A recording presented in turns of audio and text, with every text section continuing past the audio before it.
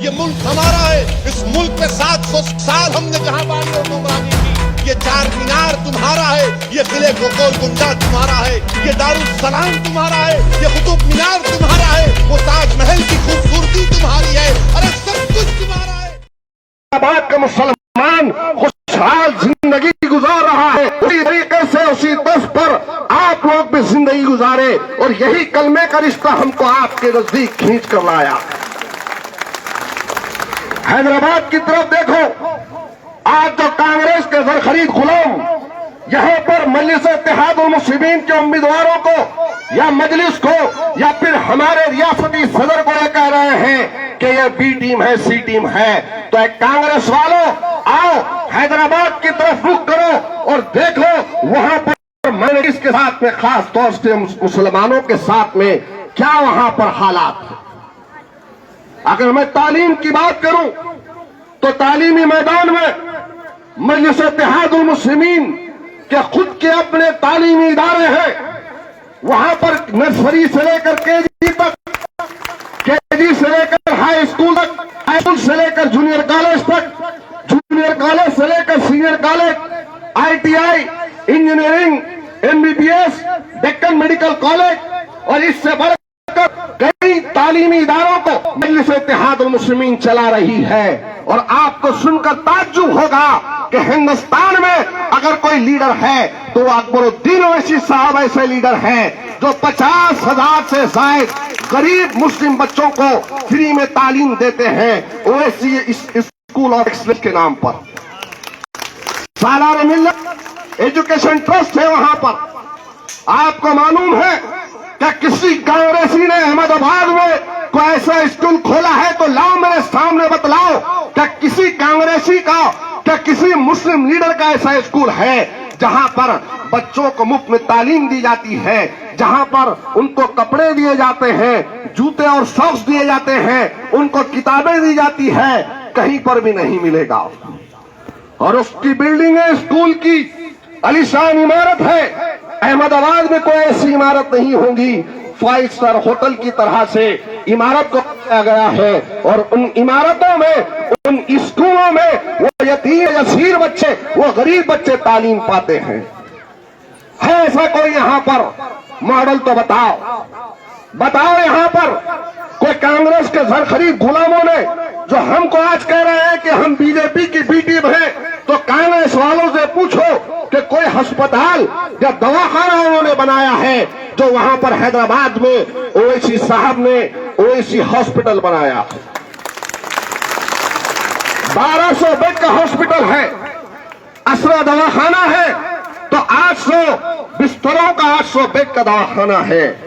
ارے اتنا ہی نہیں بلکہ وہاں پر دارالسلام بینک بھی چلتا ہے، اور اس کے علاوہ بھی مجلس اتحاد المسلمین حکومت سے لڑ کر وہاں پر غریب عورتوں، غریب بچیوں کے لیے شادی مبارک اسکیم کو وہاں پر لے کر آئی۔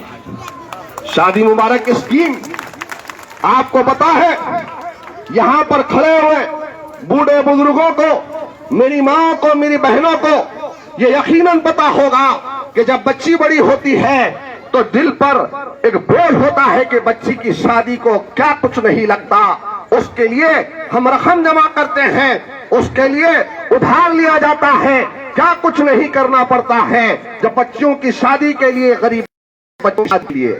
لیکن آپ دیکھتے ہیں حیدرآباد میں کہ مجلس اتحاد المسلمین نے غریب بچوں کی شادی کے لیے شادی اسکیم میں 1 لاکھ روپے کا فنڈ وہاں پر مہیا کروایا۔ آپ بتائیں کہ پانی کی سہولت ہے، بجلی کی سہولت ہے، تعلیمی ادارے ہیں، اس کے بعد یہ تمام تر چیزیں ہیں جو مجلس اتحاد المسلمین وہاں پر کروا رہی ہے۔ تو کیا ہماری اپنی ذمہ داری، کیا ہم نہیں چاہتے کہ ہمارے یہ معصوم بچے یہ چل کر پڑھ کر آگے بڑھے؟ کیا ہماری ماں کے خواب نہیں ہیں؟ کیا ہمارے نوجوانوں کے سپنے نہیں ہیں؟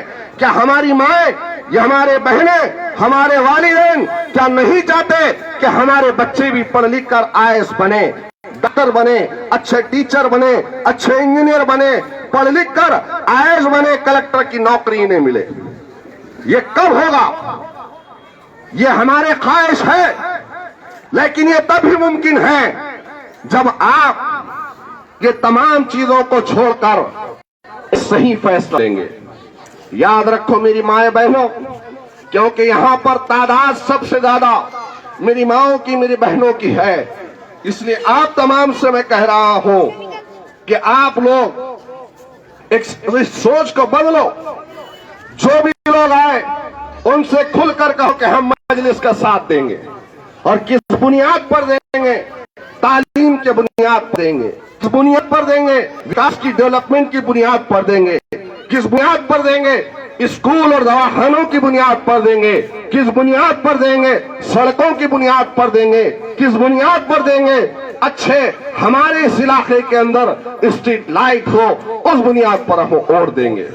और ये तमाम मसाइल तभी हो सकते हैं जब हम लोग मुत्तहिदा तौर पर कलमे की बुनियाद पर मुत्तहिद होकर हम मजलिस इत्तेहाद अल मुस्लिमीन का साथ दें। वरना याद रखो, ओवैसी साहब और उनकी पार्टी ने आकर यहाँ पर वो तो अपना हक अदा कर रहे हैं, यहाँ पर आए हैं तो ओवैसी साहब किसी की जायदाद के यहाँ पर वारिस बनने के लिए, किसी की जायदाद में हिस्सा मांगने के लिए नहीं आए हैं, बल्कि आपको अपना हक दिलाने के लिए आए हैं, और आपको ये कहने के लिए आए हैं कि उठो, ये सोने का वक्त नहीं है, जागने का वक्त है। अपनी मौजूदगी का एहसास दिलाओ कि हम अपने हक को लड़कर छीन कर लेंगे इंशाअल्लाह ताला। ये होता है। अगर हम नहीं समझेंगे तो फिर 5 बरस तक हमको इन्हीं मसाइल से जूझना होगा। 5 वर्षों तक। कब तक? अरे आज तक तो आपके सामने कोई मुतबादिल नहीं था। आज तक तो आपके सामने बीजेपी और कांग्रेस के अलावा कोई दूसरी पार्टी नहीं थी ना।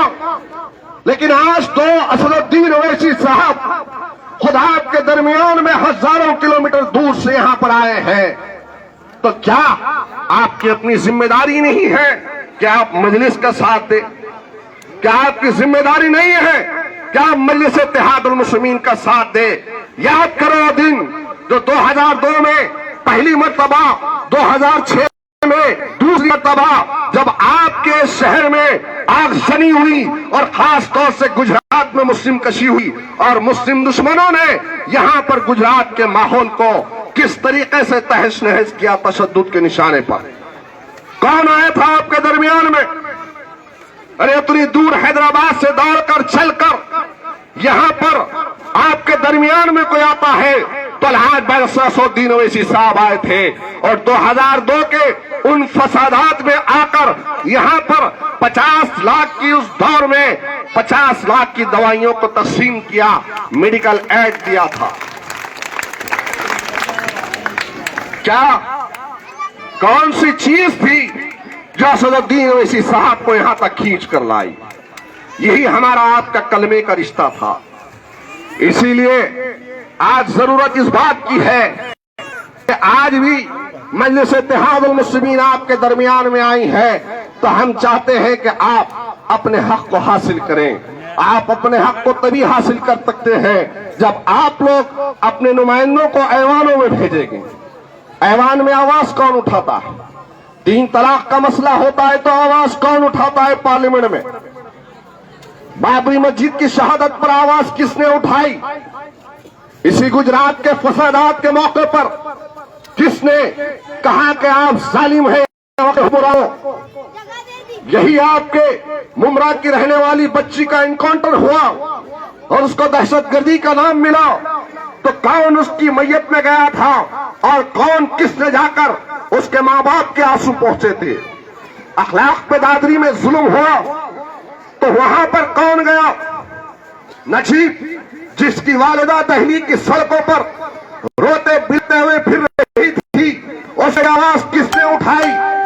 चाहे तलाक सलासा का मामला हो या एनआरसी का मामला हो या ट्रिपल तलाक के अलावा जो नौजहाद की बात चल रही है, ان سب کے لیے آواز کس نے اٹھائی؟ تو کیا اے میرے پیارے مسلمانوں، کہ ہماری اپنی اخلاق کی ذمہ داری نہیں ہے کہ جو شخص ہمارے لیے لڑ رہا ہے آج ہم بھی اس کی طاقت بن کر یہاں پر اس پرچم کو لہرائے اور ایوان بلدیہ کے اندر اپنے نمائندوں کو بھیجے؟ ہماری اپنی ذمہ داری ہوگی، ورنہ یاد رکھو ایک تاریخ ہر وقت بنتی ہے، اور آج یہ بھی ایک تاریخ بن رہی ہے کہ گجرات کی سرزمین پر ان فرقہ پرستوں کے سامنے تنہا اویسی صاحب آ کر آپ کو جگا رہے تھے، آپ کی موجودگی کا احساس دلا رہے تھے اور آپ کو سمجھا رہے تھے کہ اٹھو مسلمانوں، پارلیمانی جمہوریت کے اندر آپ کا ووٹ ایک قیمتی حق رکھتا ہے، اپنے ووٹوں کا استعمال صحیح ہوگا تو صحیح فیصلہ لوگے تو ایوانوں میں ایسے لوگوں کو جو آپ کی خدمت کر سکتے ہیں ان کو آپ بھیج سکتے ہیں، آپ کو پھر موقع نہیں ملنے والا ہے۔ آج مجلس اتحاد المسلمین یہی پیغام دے رہی ہے آپ کو متحد ہو، منظم ہو جاؤ، ایک ہو جاؤ، اور پھر آنے والی 21 تاریخ کو پتنگ کے نشان پر مہر لگا کر مجلس اتحاد المسلمین کو کامیاب کرو۔ یقین جانو مجلس اتحاد المسلمین اور ہم سب آئے ہیں تو یہاں پر آنے کا ہمارا مقصد یہی ہے کہ ہم ایوان بلدیہ کے اندر آپ کے نمائندوں کو بھیج کر وہاں پر آواز اٹھائے، ورنہ وہی ہوتا رہے گا جو برسوں سے ہوتا آیا ہے، اور پھر ہر بار کی طرح آپ ایسے ہی روتے رہو گے۔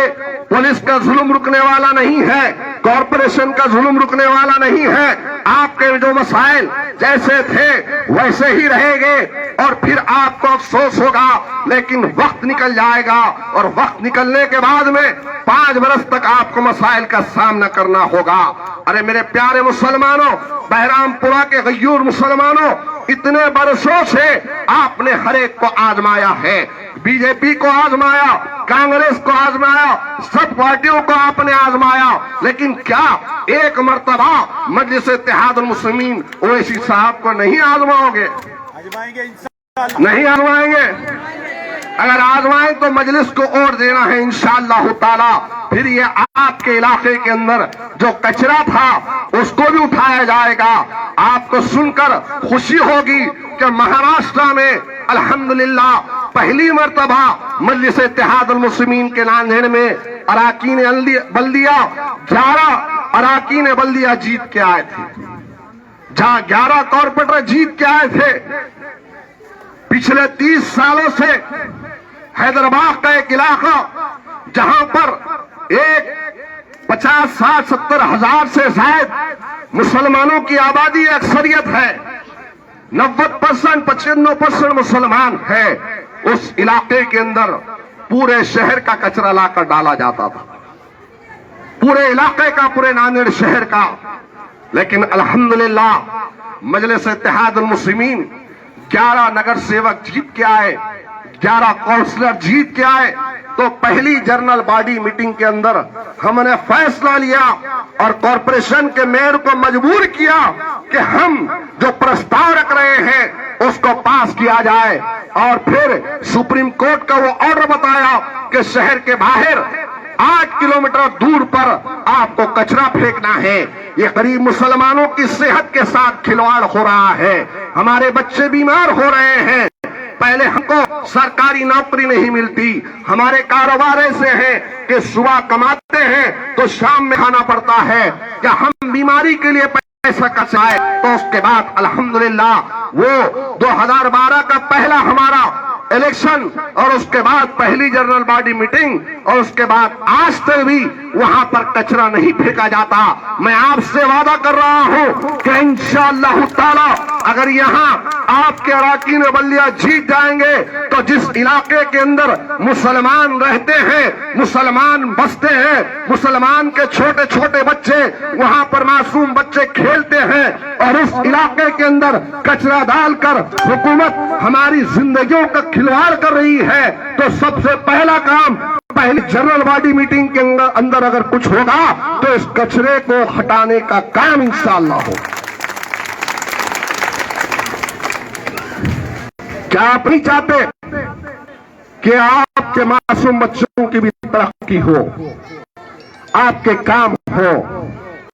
تو ان تمام چیزوں کے لیے میرے بزرگوں، میرے نوجوانوں، آپ کی ذمہ داری ہے کہ آپ ایک مثبت فیصلہ لیں، مجلس اتحاد المسلمین کو یہاں سے بتائیں 21 تاریخ کے دن اپنے گھروں سے نکل کر پتنگ کے نشان پر مہر لگائیں، اڑوس پڑوس میں بزرگوں کو سبھی کو سمجھائیں کہ وقت اور حالات کی نزاکت ہے کہ ہم متحد ہوں۔ ہم متحد نہیں ہوئے اور پھر ہمارے ووٹ اگر تھوڑے ادھر تھوڑے ادھر جائیں گے تو ووٹوں کی تقسیم پر کیا ہوگا؟ پھر دوسرے لوگ آئیں گے، جو اب تک ہوتا آیا ہے ویسے ہی ہوگا۔ اس لیے حالات کو سمجھو اور بیرسٹر اسد الدین اویسی صاحب کی آواز پر لبیک کہو۔ وآخر الدعوانا ان الحمدللہ رب العالمین۔